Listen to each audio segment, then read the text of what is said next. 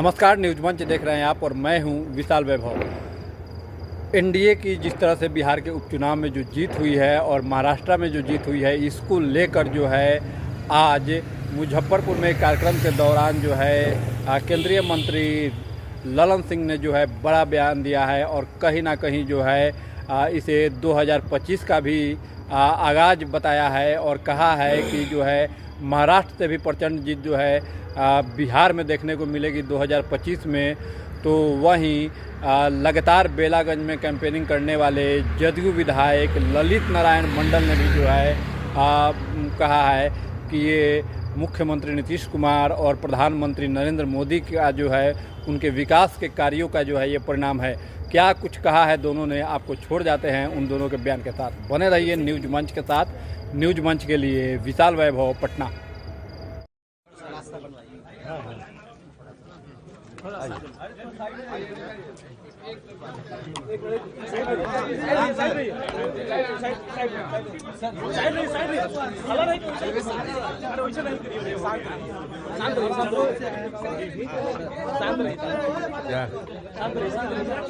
भैया भैया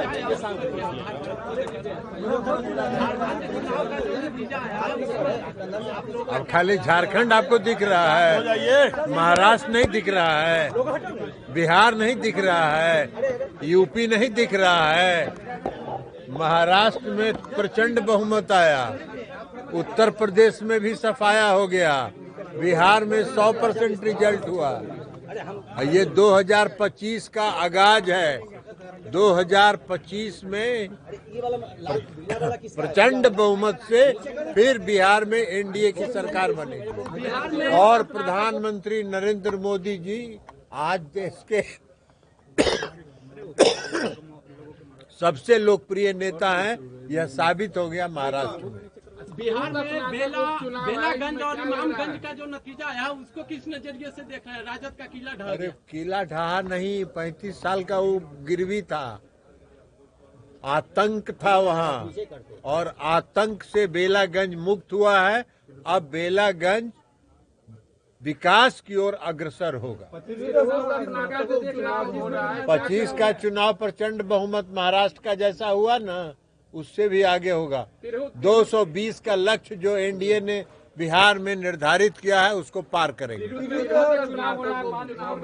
तिरहुत का चुनाव तो देवेश जी तो इतना दिन से रहे हैं, तो देवेश जी सो कहाँ आपको ने छोड़िए ना। किसी के बारे में कुछ पूछते रहिएगा। दुकान है, बाजार है, तो बाजार जब खुलता है तो उसमें कई तरह के दुकान लगते हैं। तो दुकान कोई लगाया है तो लगाए, अपना माल बेचे। 2025 में बोला 243 सीट पे चुनाव लड़ेंगे। अरे बाप, तू तो अभी लड़े ना, अभी कहाँ नहीं छोड़े, अभी तो चारों में लड़े।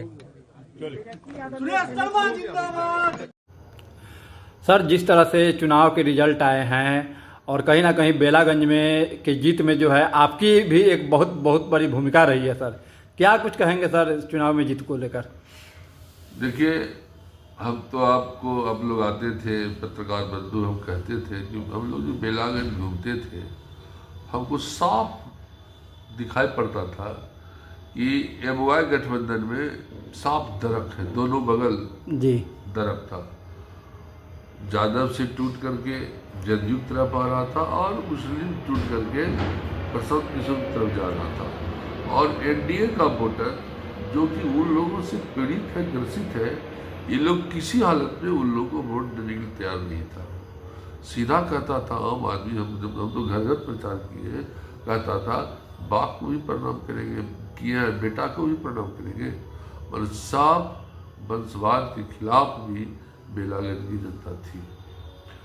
और एनडीए वहाँ एकजुट रहा। हम सब एनडीए के जितने घटक दल का गांव था, हम लोग गए हैं, सब लोग कहता था कि हम लोग मैंने एनडीए को वोट दे रहे हैं और किसी भी हालत में राजद को जितने बेलागंज से नहीं देंगे। और उन लोगों ने अपनी बात को निभाया, जो हम लोगों ने निकट से देखा था जी। चाहे एससी हो, एसटी हो, मैंने जात की बात क्या करें, हम एक कौम की बात करते हैं।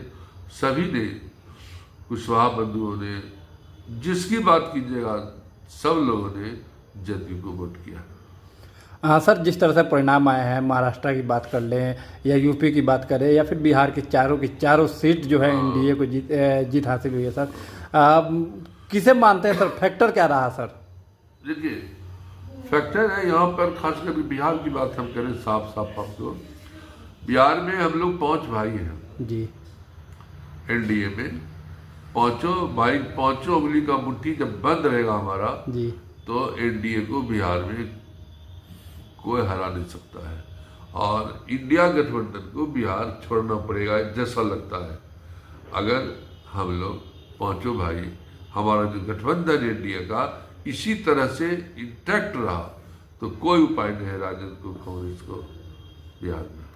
सर क्या लग रहा है कि लालू प्रसाद यादव, चूंकि कोडरमा में उन्होंने प्रचार किया था, बेलागंज में भी उन्होंने चुनाव प्रचार में संबोधन किया था, तो क्या लग रहा है कि अब लालू प्रसाद यादव का भी वो दौर अब खत्म हो रहा है क्या सर? चूंकि जहां उन्होंने प्रचार किया वहां सीट हार गई राजद। जैसे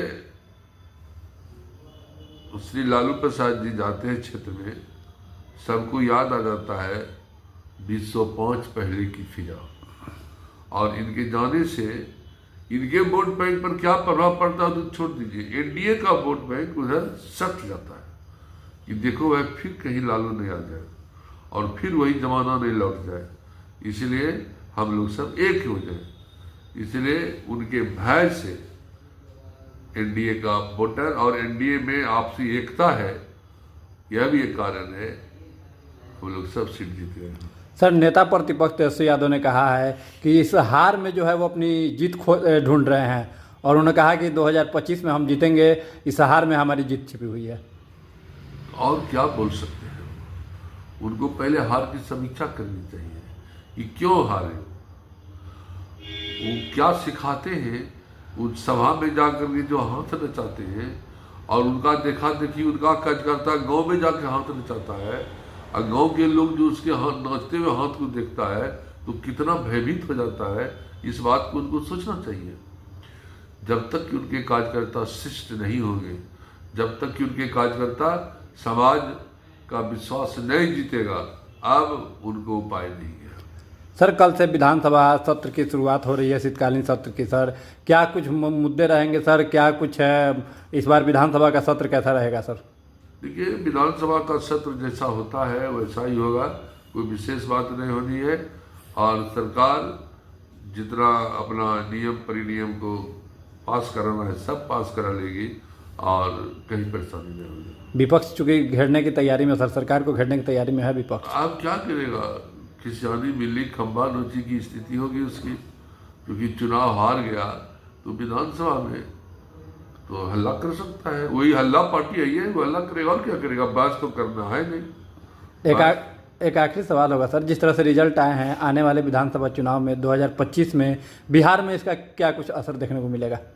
आप नीतीश कुमार की उस वाणी को याद कीजिए, उन्होंने कहा 2025 225, और एनडीए ने कहा उसमें जोड़ करके फिर से नीतीश, तो हम लोग 225 से ऊपर सीट जीतने जा रहे हैं, और वो लोग मुट्ठी भर सीट लेकर के बैठ जाएंगे। धन्यवाद सर। Thank you.